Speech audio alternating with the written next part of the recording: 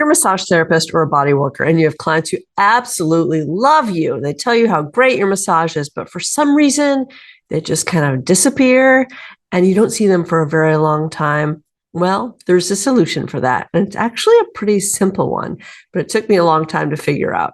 So I'm going to talk about that in today's episode 14 of Massage Momentum's podcast. And also, just so you know, if you have a friend who is a lash tech or a barber or a hairstylist or somebody who has an in-person practice that could benefit from having their clients come in on at least a monthly basis, then please share this episode with them, because while I talk about massage therapists and body workers, really this entails all of the people who are in-service providers, wellness providers, holistic practitioners, and so on. All right, let's dive in. So what I want to talk about first of all is that you need to kind of understand my background. When I first got licensed, I took my state licensing exam in 1998. So things were a little bit different back then. And I worked for a day spa. I loved working for a day spa because I didn't have to do anything. I just showed up and did the work, and it was boom, boom, boom, boom, boom. It was a person after a person after a person. And it was great because I was doing what I loved and I didn't have to do any marketing at all. After that, I worked for a chiropractor's office. And for a while, I was working in both places at the same time, which was really a lovely change of pace, because at the day spa, I was doing kind of relaxation, which I think is really important for a lot of people. But at the chiropractors, it was a lot of anatomy based and pain management and problem solving. And I loved that too. And he used to show me x-rays and MRIs. And I just found it super fascinating to work there. Also, when I worked there, I did not have to worry about marketing because we did insurance billing. And so I just showed up and I did my work. And so both of those were really lovely. Now, at the day spa, I was an independent contractor. And at the chiropractor's office, I was an employee, because I had to be an employee to be under the direct care of a chiropractor when we were doing insurance billing. So I was doing always along this whole time, I was doing my side gig of massage in my own office. And it didn't really matter how many clients I had, as long as I was making enough to pay my rent. That's really kind of all I wanted as I was building my practice. I got to a point where I was teaching barefoot massage back in 2004. I was still working for a chiropractor, and I was getting really kind of busy in my own personal practice. And I decided I wanted to move into a bigger training facility to teach barefoot massage where I had more space. But that meant that my rent was going to double. And so I knew that I couldn't afford to get payment from the chiropractor and try to work my own clients around my schedule at the chiropractor's office. And so I just jumped in both feet forward, took a leap of faith, and came to the office that I'm currently in right now. And so I was 100% on my own. And miraculously, through the grace of God or whatever you believe in, I had enough clients to pay my bills. And it was fantastic. And things went along very well for a while. I've never really paid for outside marketing other than putting ads in my kids' school flyers for their plays, $20 here and there, which gave me no clients whatsoever. I don't recommend that. Marketing in your school's plays, programs, I don't know. It didn't work for me. I do remember one time I was at my son's play. He was the lead in Godspell in high school.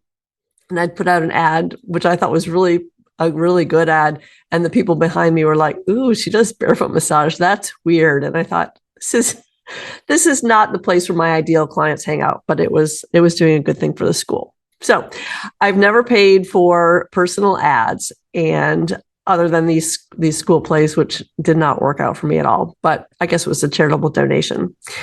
So I was working by myself, and I had clients that I would see periodically who I hadn't seen in a very long time. And I would talk to them, and they're like, oh my gosh, I love you. I just, life gets crazy, life gets busy. And I was like, yep, totally get it. I totally understand, because I'm the same way myself. If I don't mark in my calendar that I have to go to the dentist, I am not going to go to the dentist until It's been a very long time, too long, as a matter of fact. So I totally understand where people are coming from. And the interesting thing is, so these people were just totally loving me. They were loving my massages. And I know you have people like that too. They just think you're amazing. They talk about you. They can't wait to come back. And for some reason, then they don't, which is why it's a good idea to try to get them to reschedule as they're walking out the door, whenever that's possible.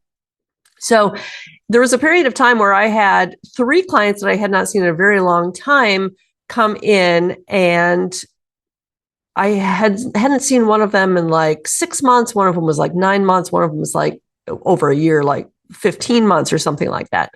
And so I asked all of them why they didn't come back more often, because they all said, oh my gosh, I've been meaning to do this.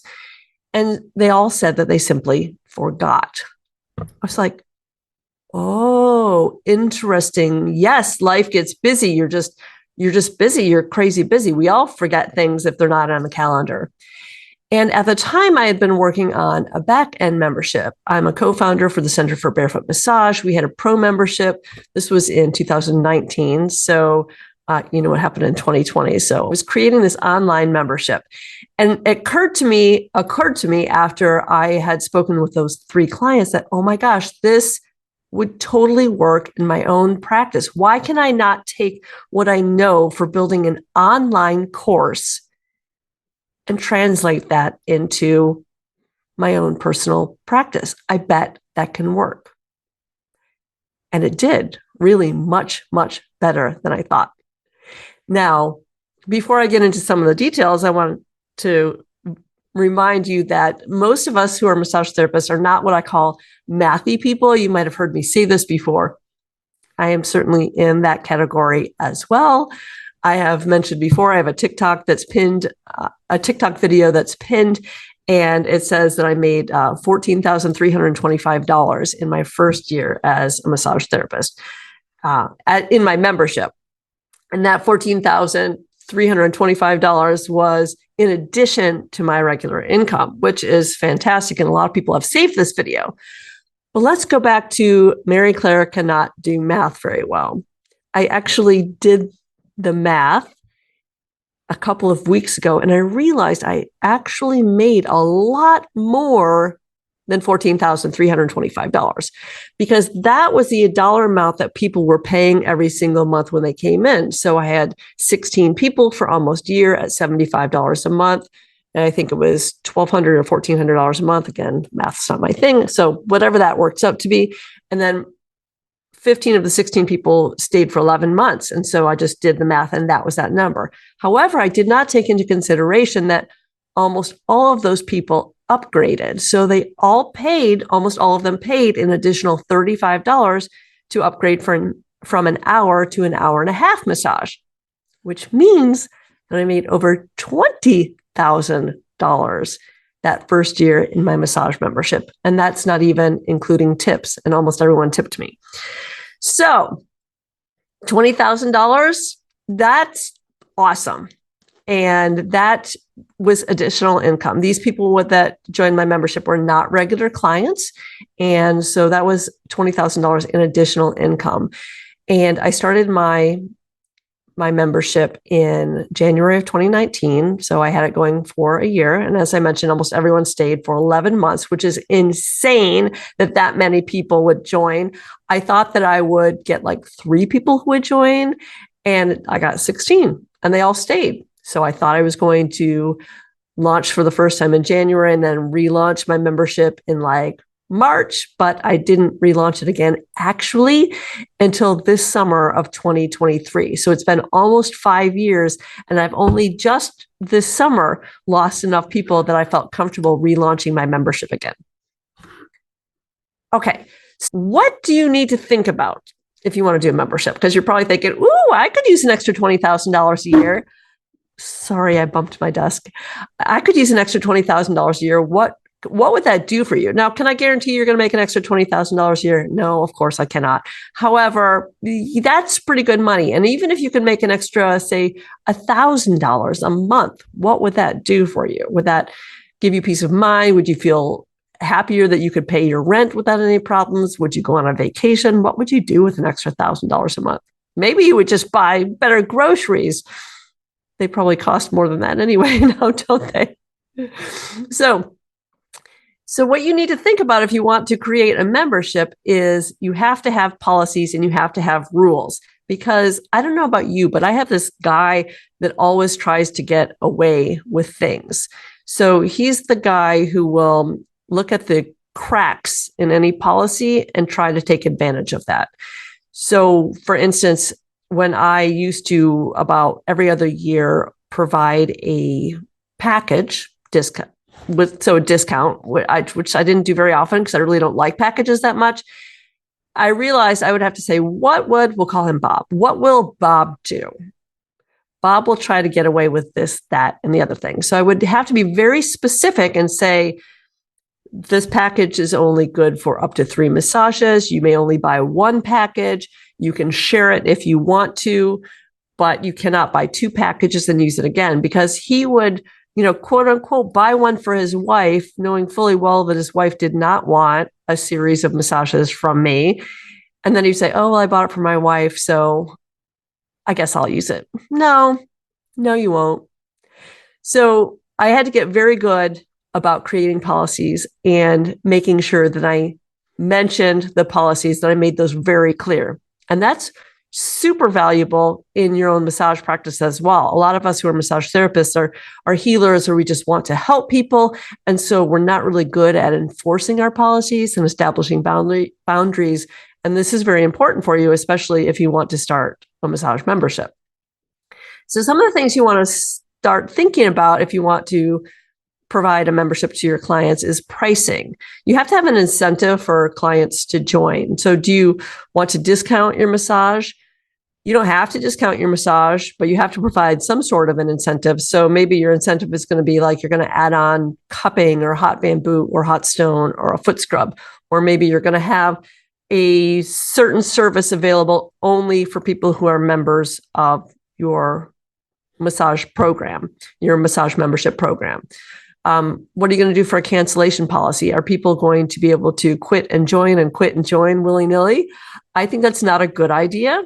In my course that's coming up October 8th through the 12th, we talk all about that, the difference between closed cart memberships and open cart memberships. And I know you probably don't know what that means, but essentially what that means is an open cart membership just means it's available all the time. So think of a place like Planet Fitness or Netflix. Those are places that will allow you to join and quit whenever you want to, which is great for the client, but it's not great for the business owner because you've got people quitting and joining, and it also becomes a tracking nightmare. So I recommend something that's called a closed cart membership, which is essentially saying that your product, your program is only available for a certain number of days. And that way, those are only the days that they can join. Now, I also tell my clients that if they quit the membership, they cannot rejoin again at the same price unless I offer the membership at another price again. So they can't quit in January and expect to rejoin in April when it's convenient for them, because as I mentioned before, that's a tracking nightmare. Plus, you have to have an incentive for people to join and to stay in your membership. Can they quit? Absolutely. Of course they can quit. How do you want them to quit? Do you want them to send you a text message? Do you want a month's notice in writing? Do you want them to come in like Planet Fitness makes you do and cancel in person? So you want to think about all of these things here. Do you want to provide recurring appointments for your clients who are in your membership? Do you want to give them special hours? So I offer recurring appointments for every day that I work except for Saturdays, because Saturdays is a valuable day for me. And I like for my people who pay full price to come in and be able to get a massage on a Saturday if they want to. So my members can come get a massage on a Saturday, but they can't have a recurring appointment. So they can't have, for instance, the first Saturday of every month at 10 a.m. They can schedule that, but they can't have that automatically. So I have a couple of clients that have, like, one has a Monday afternoon appointment, one has a Tuesday morning appointment, and they just come back regularly every single month. And that works out really well because I don't have to remind them to schedule. So how are you going to take your payments? Are you going to do PayPal buttons? Do you want to do Square? Does your online booking system provide that type of payment plan for you? How are you going to track your clients? Are you going to do it manually? Are you going to have a piece of paper? Are you going to have an online program? It's whatever you use. I think Vagaro has that available to you. How are you going to track your clients? Because you have to know if they come in and they redeem them or they don't. And are you going to, here's the thing that I think that I really screwed up on the first time that I created my membership was I allowed my clients to miss an appointment and to have those appointments available to be redeemed like until the end of time. And that was a mistake because I have some clients who have forgotten to schedule. And so we're continually trying to play catch up with them. So even if I quit my membership, I have to give them the last, however many, say 10 massages that they've paid for, but they haven't redeemed. So that was kind of a screw up on my end. And I don't recommend doing that. As a side note, I have one client who has gotten COVID 5 times. So she's canceled 5 times just for COVID and also have had to cancel other times as well. So you need to really think about a lot of things when it comes to providing your massage membership for your clients. And the last thing, there's a lot of things to think about, but the last thing I'm going to mention here is how are you going to tell your clients you have a massage membership coming? Are you going to email them? Are you going to text them? Are you going to talk to them in person? I've talked to so many massage therapists who are perfectly capable, smart people, eloquent. They're really good at talking to people, but for whatever reason, they find themselves incapacitated when it comes to writing emails. So I have a solution for you. As I mentioned, my course Massage Memberships Made Easy is available October 8th through the 12th. 2023. So this year, Sunday through Thursday. And I have all of this stuff figured out for you. I have a series of 6 modules, and we talk about all the things in great depth and more that I've talked about in this podcast today.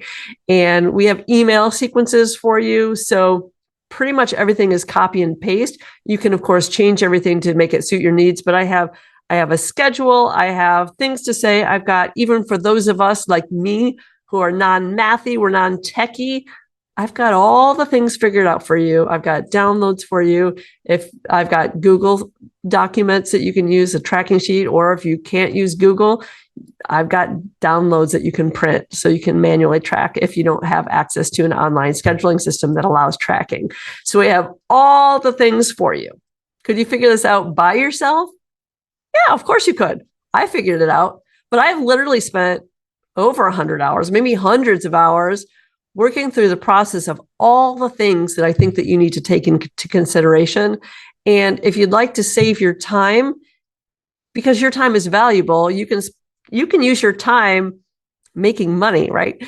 So you could figure it out yourself. You might make some massive screw ups like I did, or you can take the course and you can learn all the things that I can teach you and I can show you and I can help you build your membership together. And the way I have it designed, like I mentioned, is 6 modules. You can easily go through all of this so that you can launch your course at the start of the new year when you want to raise your prices, if that's when you're going to do it. I do recommend launching a membership at the start of every month instead of like at the middle, because at the middle it's a little bit of a nightmare in tracking. But we go through all of these things in the course, Massage Memberships Made Easy. So if you think that might be a good thing for you and you might be interested in that, make sure that you keep an eye out for more information about that. I'll be talking about it on social media this week. And I also have a free webinar for those of you who are trying to decide if massage membership might be right for your own personal practice.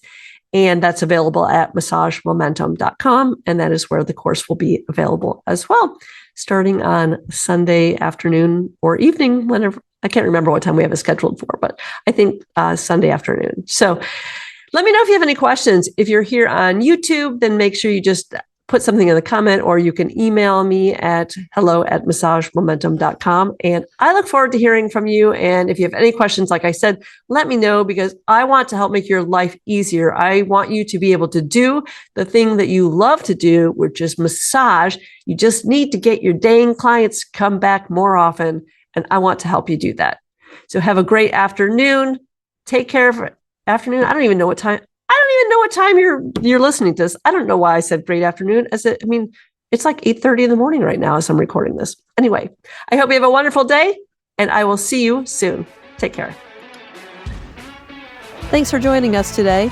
Be sure to hit that subscribe button and turn on notifications so you never miss an episode. Leaving a review helps other massage therapists find the podcast too. I'd love to hear from you. Leave a comment and let me know what topics you'd like for me to cover in future episodes. Your feedback is as valuable to me as massage is to your clients. Take care, stay inspired, and keep embracing your massage momentum. We will catch you in the next episode.